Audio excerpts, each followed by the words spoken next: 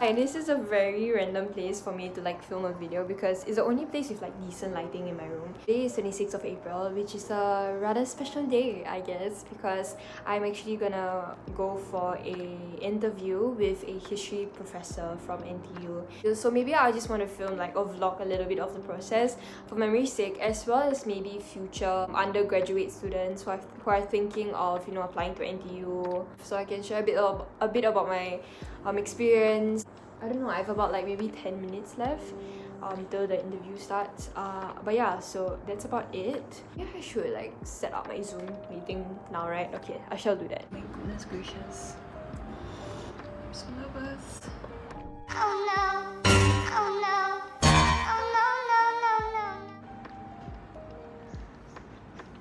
Hi, hello.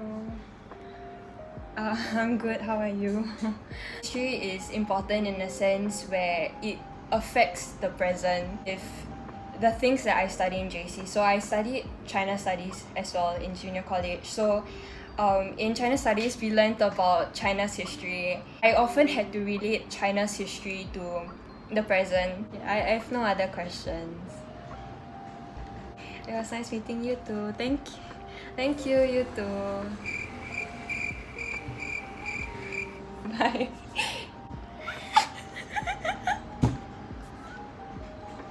Oh God. Ay, nako.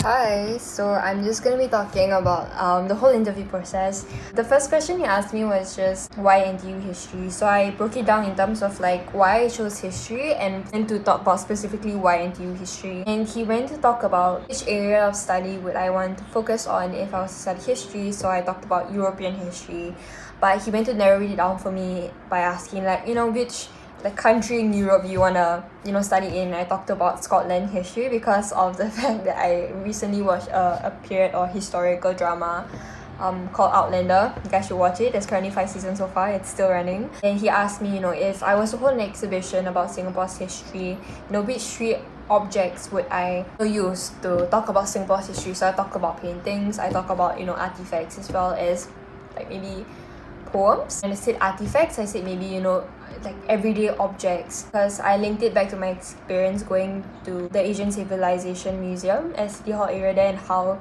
these were the artifacts that were used to talk about Singapore's street history. Or if I could read any political or religious document, which would it be? I could only bring up Hitler's Mein Kampf. He just asked me about my personality, because it kind of gives him a gauge on whether I'm fitted enough to be a history student. And then he went to ask me about this most significant challenge I've faced, as well as my future aspirations. So yeah, so that was how the interview goes. So maybe this will be helpful for anyone who choose to study NTU history in the future and are shortlisted for an interview, or someone who is about to go for a university interview for another course but just wanted to briefly know what to expect. But yeah, anyone watching this that are gonna go for interview, I wish you all the best, and I hope you get the major that you want. And yeah, so that's it for this part of the video. Okay, I actually just finished filming the second part of the video, but I'm just gonna film my reaction because I received an email from NTU saying that they're gonna release my application outcome. So I'm just gonna film myself.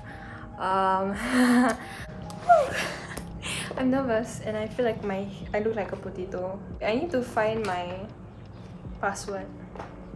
Jeez.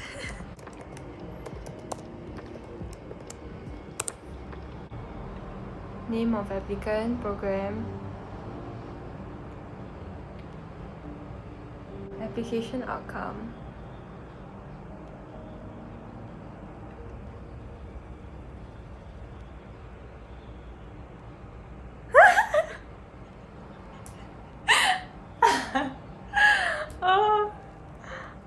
Oh my God. Oh my gosh. I got accepted to NTU. Oh, that's nice. Yeah, oh, okay, so that's nice. Okay, so I've heard from SMU, NUS, and NTU, so I've got all of my first choice major, which is nice. Oh yeah, I'm actually like happy because I was really looking forward to like hearing back from them because I just wanted to know like how the interview went. Oh my god. That's nice. Yay. Okay. Hi, so I'm very excited about this segment of the video. I literally wrote everything down on my notes, so I actually like reading some of the things off from my notes while recording this. I hope that this part of the video is useful because going into university application and stuff, I didn't know what was going on. I didn't know what to expect. But yeah, so let's just get started with the video. So the first thing I want to talk about is just how university application works in the first place. So unlike when choosing your secondary school or schools after your O-levels, N-levels, right? There's no joint portal. So that means you have to go directly to the university website to apply.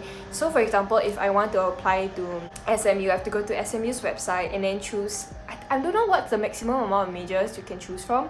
My case, my first choice major was political science, psychology, and sociology, followed by politics, law, economics, and economics itself. And then once I'm done with SMU and I wish to apply to NUS, I'll go to NUS website and then apply to the different majors. If you apply to NUS, they have this first choice bonus scheme where they add 1.25 rank points. Also the mother tongue bonus point scheme. If I'm not mistaken, if you did well for your mother tongue language, right, you can get a 1.25 rank point bonus, but it requires you to take a mother tongue course. I'm not mistaken, my friend, I think she tried that out for NUS. So the second thing I want to talk about is be prepared to fill in details about your CCA records, all your involvement in secondary school, junior college, poly, and also be prepared to answer personal questions. For example, like what are your values and how it has developed over the years and how you have contributed to your community. Okay, the third thing I want to talk about is personal statement, and exactly what are universities looking for. This is advice that I received from my teacher, but she told me that to try to include relevant information that is not reflected in your testimonial or transcript. So you have to offer something new to them. So if you want to offer something new to them, what can you include, right? So you can try including your interest for the major. Like for example, explain why you chose this particular major. So in my case, I chose political science for NUS.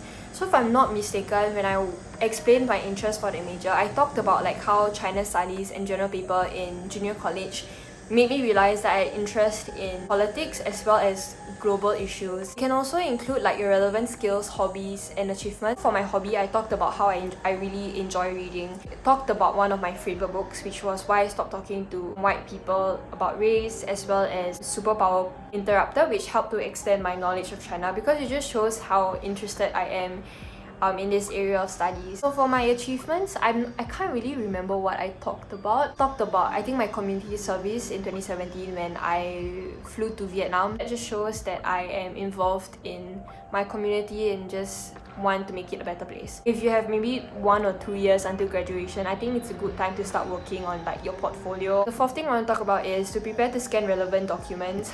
Oh my god, that was such a pain in the ass. I had to scan like your NRIC, your CCA records, your testimonials.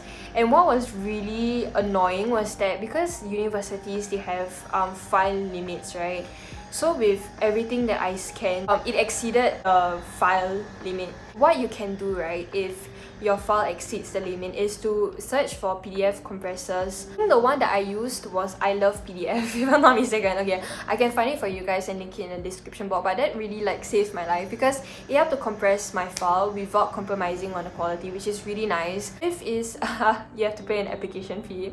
NTU and NUS was a $10 application fee while SMU was $15. The sixth thing I want to talk about is, oh yeah, if you're applying through aptitude-based admission. So what exactly is aptitude-based admission?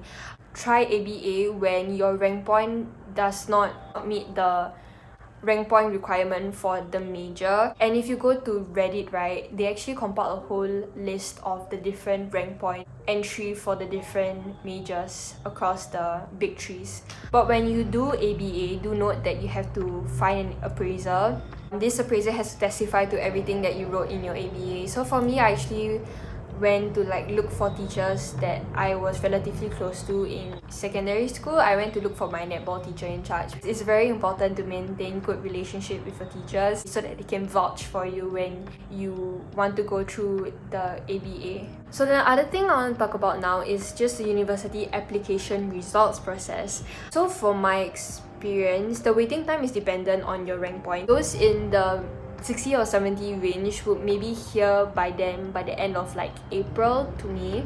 So for my case, I am above 80 rank points. I heard from SMU like on 18 March, which was a day before university application closes. Or in US, I got my acceptance on 8 April.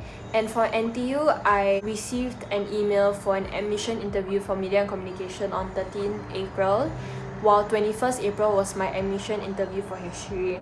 I want to talk about also points I took into consideration when deciding on which university to choose from. I looked at the modules offered. So even though like SMU and NUS offered political science, I looked at the things that I'll be studying. So for SMU political science, I realized that they're more of like East Asia centric as compared to NUS political science, which offers you more breadth in terms of the countries that are covered.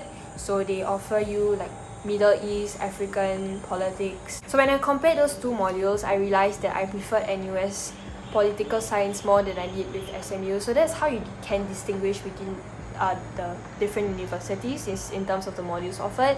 And also learning style because SMU offers seminar style versus lecture style in NUS and NTU. So it really depends on how you prefer to learn. Journey time, maybe not that important, I guess. You have to think about the morning classes that you will take the following day. For example, if you have an 8 a.m. class, right, and you live like 1 hour 30 minutes away from school, if you are financially privileged enough that you can afford a dorm at university, then journey time shouldn't be a problem for you.